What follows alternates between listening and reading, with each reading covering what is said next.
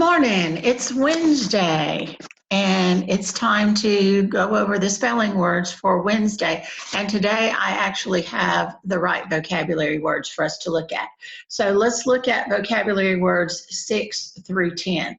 The first one is infinity, which you all know what that means: unlimited space, time, or amount. That one's not new to an 8th grader. Knack, also not new, is a special ability. Morose is one that we haven't heard a whole lot of. It means gloomily depressed. If you're acting gloomily depressed, you're acting morose. Number 9, recess. You know that as playing outside, but it can also be a remote part or a corner. A forgotten shoe lay in the recess of a closet. So that's another definition for recess that we're going to need to learn. And then the last one, seethe, to roil or foam as if boiling. During a strong storm, waves break over the bow and seethe along the decks of our fishing boat. So that one's new. We think of seethe as being angry, but that's a new definition for seethe. So that's something you'll be copying tonight. You'll be copying your words and your definitions 3 times. And I hope you're studying those, because again, even though we're not testing tomorrow, we're going to be testing later at some of these words as reviews. So please make sure that you are keeping up on these lessons. All right, so let's look at the sentences and see if you can figure out which one I'm talking about. In the spring, the swift waters of the mountain streams roil or foam as if boiling around rocks that try to slow it. That would be the definition of seethe, the one that we just talked about. Here's another one. Amanda has a special ability for arranging flowers attractively. A special ability, that would be what? Yeah, you got it. It's a knack. And the next one. The gloomily depressed temperament of Eeyore the donkey is more amusing in Mill's work of fiction than it would be in daily life. The gloomily depressed temperament. What kind of temperament would that be? Morose. We all think that's funny when we watch Eeyore, but if we had to be around someone all the time that acted like that, I don't know that we would think that was so funny. And that's what this sentence is talking about. All right, the next one. At last, Joe found a container of Thanksgiving leftovers in a remote part or corner of the deep freezer. In a remote part or corner, what would that be? If you said recess, you got it right, in a recessed area. And I believe that's all of those 6 through 10. Let's see. No, I have one more. The marooned sailor was daunted by the unlimited space, time, or amount of the ocean surrounding his tiny island. Unlimited space, time, or amount. What would that be? That would be infinity. Infinity. The infinity of the ocean surrounding his island. All right, so make sure that you are copying those tonight. Just take that paper, put it in your folder. If you want to add it to the paper that you did words 1 through 5, that's fine. But you need to be making a folder that you can put this work in, so that when we go back to school, you'll have it to turn in for me to grade. And if for some reason this is not over and we have to do this again, another set of lessons, you can return those as you receive the next set, and I will still be grading those. So make sure you're doing the work. Even though we're not in the classroom, the learning still needs to continue.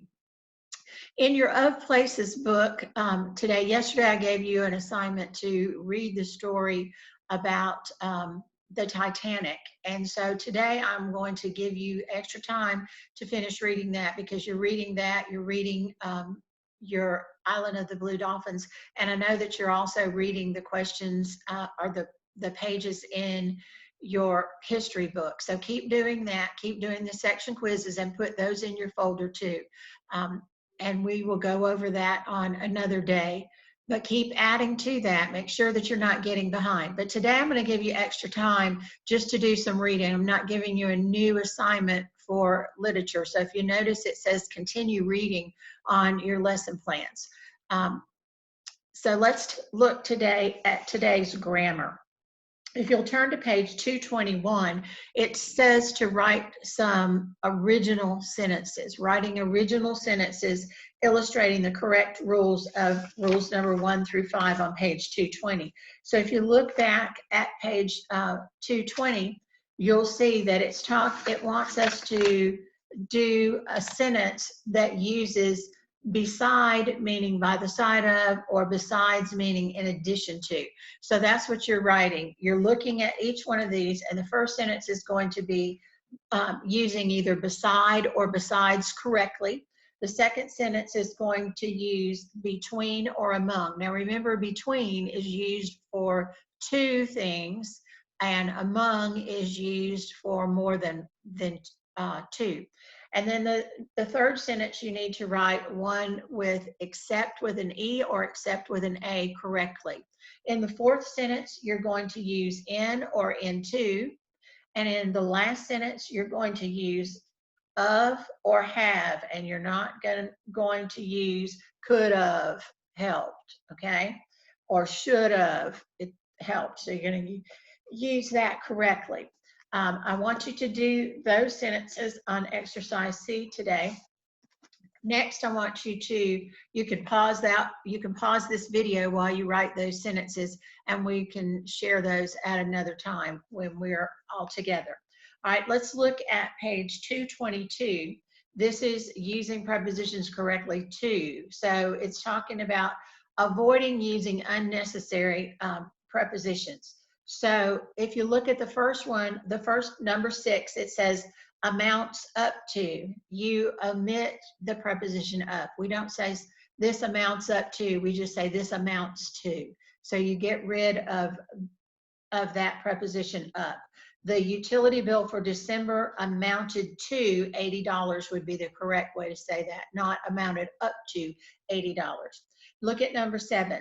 This is at about. I hear this all the time, and sometimes I even hear it in my classroom. But remember, you can hear it somewhere, someone can say it, but if they say it incorrectly, just remember to think to yourself, that's not correct, especially if it's an adult. Do not correct adults, it's rude. So, and that won't go well for you. So don't correct adults. Here's the way we're going to look at this one. Services start at 7 o'clock, or services start about 7 o'clock, not at about. You don't use at about. All right, number 8, had of. This is the one we've been talking about. Should have, could have, had of. We don't say those. If I had known, I would have gladly assisted you. That's the way we say it, not if I had have known. That's incorrect. All right. Put a big star by number 8, because that's one I hear even in my classroom, and that's one that I'm sure will be on some evaluations in the future. Number 9, inside of or outside of. You omit the preposition of. You've got the victims were trapped inside of the burning building. That's incorrect. You would say the victims were trapped inside the burning building. Again, the enemy was lurking outside of town. No, that's incorrect. It would be the enemy is lurking out of town. So this might be one you want to put a star in front of also. Number 10, where to. You omit the preposition to. Where are you leading us to? No, you say, where are you leading us? And I hear this with to, I hear this with at, which is the next one. All right, so put a big star by number 10, because prepositions are not supposed to be the last word in the sentence. Number 11, where and at. I hear this everywhere. I hear it in my classroom. I hear it when I go out into public. I hear it at church. I hear it in the grocery store. I hear it wherever I go, but it's incorrect. So we need to learn to say it correctly. Where did he tell us to meet at? No, no, no. Where did he tell us to meet? We don't put the at the end. I hear on the phone, people on the phone, where are you at? No, where are you? Do not put at the end of your sentence. All right, so let's look at exercise A. Exercise A says cross out any unnecessary prepositions in the following sentences.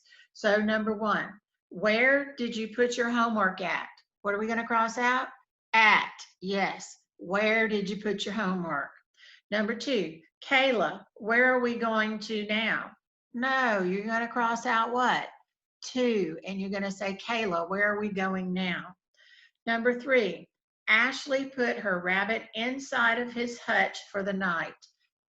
Ashley put the rabbit where? Inside the hutch, not inside of. So we're going to get rid of. Number 4, the last game of the tournament will be played at about 9 o'clock. You're going to say the last tournament of the game will be played at 9 o'clock. Or you can say the last tournament of the game will be played about 9 o'clock, just not both of them. Number 5, the bill amounts up to more than John had expected. Get rid of the up to, okay? So you would have to get rid of up, and it would say the bill amounts to more than John had expected, and that happens to us a lot, doesn't it? Number 6, if I had have gone, I would have been late also. So to read that correctly, we would get rid of the of, and we would say, if I had gone, I would have been late also. Number 7, where are you planning to go to after you graduate high school? Get rid of the to. Where are you planning to go after you finish high school? Number 8, where did he say the meeting would be held at? No, get rid of the at the end of the sentence. Where did he say the meeting would be held? Good. All right, and number 9, we would have helped them if we had have known of their predicament. The of needs to go. We would have helped them if we had known of their predicament. And then the last one, William, where did you go to yesterday after practice? No, get rid of the to. William, where did you go yesterday after practice? That would be correct. Now turn to the next page. We've still got more. Number 11, Tom Sawyer and Becky Thatcher were playing on the gate outside of Becky's house. No, the of is not supposed to be there. It should be Tom Sawyer and Becky Thatcher were playing on the gate outside Becky's house. Number 12, the price of the new heating system amounted up to more than he had expected. What would we take out? You would take out the word up. So it would be, it amounted to more than he expected. Number 13, the game that was delayed by the lightning will be starting at about 7:30 p.m. You would either say the game will be starting at 7:30 p.m. or you would say the game would be starting about 7:30 p.m., but not both, not at about. Number 14, if you had have read the directions, you would have made a better grade on the project. Take out the of. If you had read the directions, you would have made a better grade on the project. And number 15, Jason told his friends that the bill amounted up to $15. What would we take out? Correct. You take out the of. It amounted to $15. All right, now let's look down at exercise B. Exercise B says cross out any unnecessary prepositions in the following paragraph. So we're going to read the first sentence and we'll talk about that, and then I'm going to let you do the rest on your own. All right, look at what it says. Pompeii was built besides the slopes of Mount Vesuvius. What do you think isn't correct there? That's right, you take the S off besides. One more sentence. It was a prosperous town known as a popular destination for rich Romans and politicians. Did you see anything in there that needed to be corrected? Actually, there was not anything there that needed to be corrected. So I want you to finish reading these next 2 paragraphs and cross out anything that's not correct or correct something that you need to. After you finish, or I want you to pause this video and do those 2 paragraphs, and then when you finish, I'll go over it with you to see how well you did. Well, here we are again. I want you to look at what you've done, and we'll correct the next sentences. We did the first two. So the next one, the people inside the danger area, you would cross out the of. The people inside the danger area did not know that Vesuvius was a volcano. And then we've got something else. In fact, at that time, there was not even a word for volcano. Well, the next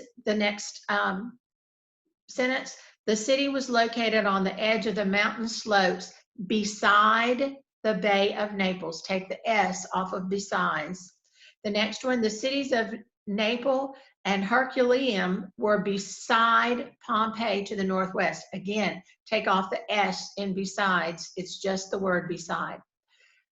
By all accounts, it was a lovely area. No corrections there. The town grew and flourished. No corrections there as well. It even had one of the earliest systems of social networking in the form of walls around the town where residents could leave messages, pictures, advertisements, and other forms of communication at. Take the at off. At does not come at the end of a sentence. All right, next paragraph. In the years before the disaster, there had been a series of earthquakes in the area around Mount Vesuvius. It's correct as it is. Because the people had learned to accept them as common, the tremors were not associated with the greater tragedy to come. If you look back at the first part of the sentence, it used the wrong accept. It needed to be the accept with the A, A-C-C-E-P-T, not the one that starts with the E. Next sentence, the eruption started at about mid-morning. That sentence needs to have at and about, one of those taken out. It could be at mid-morning or about mid-morning, but not both of them. People, next sentence, people hundreds of miles away could have seen the great cloud of debris that shot into the sky. We're going to take out the of and we're going to say have. People hundreds of miles away could have seen, right? The next sentence, as the debris cooled, it fell back to earth as ash, pumice, and rock. No corrections in that sentence. Then the next one. Then the pyroclastic surge superheated poisonous gases laden with rocks and stones of all sizes poured over the mountainside at more than 100 miles per hour, covering anything and everything in its path. A very long sentence, but there were no corrections. Whether one was inside of or outside of a building made no difference. So you're going to take out both of those ofs. You're going to say whether one was inside or outside the building made no difference. It all happened so fast that the people had nowhere to go to escape. That's a correct sentence. And then the next sentence, the eruption stopped at about 24 hours later. So you're going to say, you're going to get rid of the at, or you're going to get rid of the about. And you can say the eruption stopped at you can say the eruptions stopped at 24 hours later or about 24 hours later. And really about is the better one. All right, Pompeii and its estimated 20,000 residents were gone. That sentence is correct. The destruction amounted up to one of the deadliest volcanic events in history. We're going to get rid of the up. The destruction amounted to one of the deadliest volcanic events in history. Now remember, this was about Pompeii, which was a really long time ago. For those of you that are going to go, oh no, I know of one that's worse. This was a long time ago, so we've had some since then. Okay, that takes care of grammar for today. So if you write your 5 vocabulary words and definitions 3 times, you finish reading in of places, and you've done your vocabulary, then you're finished for the English part, except for the reading of the Island of the Blue Dolphins, which I will include on the next video. So if you're reading on your own, great. If you want to read along with me, great also. So watch the next video if you want to read along with me. If not, have a great day, and I will talk to you tomorrow.